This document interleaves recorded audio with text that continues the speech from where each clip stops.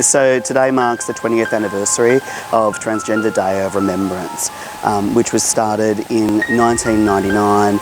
by an American woman, Gwendolyn Ann Smith,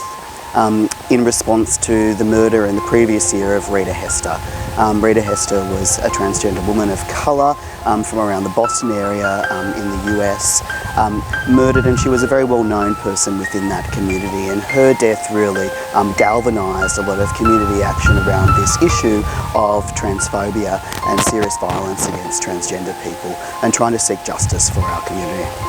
It's a day of memorialisation, and it's a day on reflection on the violence that's been inflicted historically and today on our community, and the extent of the violence around the world really, and to reflect on what those figures mean. And so what we know about killings of transgender people around the world,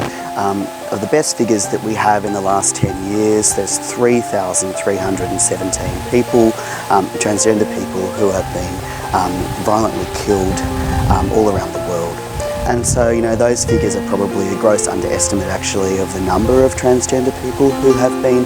killed through transphobic violence, because we do not have very good reporting mechanisms or recording mechanisms to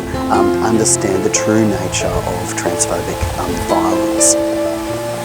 So some of the research that's been done to measure the extent of transphobia online has looked at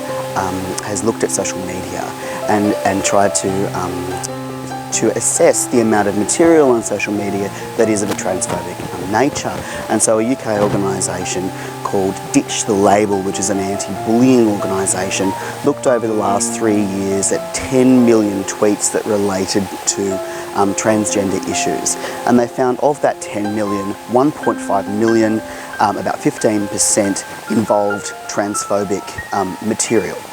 And that this was an increase, this 15%, from a previous survey 3 years before of only 4% of that material. So there's been an enormous increase really recently in the last 3 years, an increase in the amount of transphobia that we're seeing online,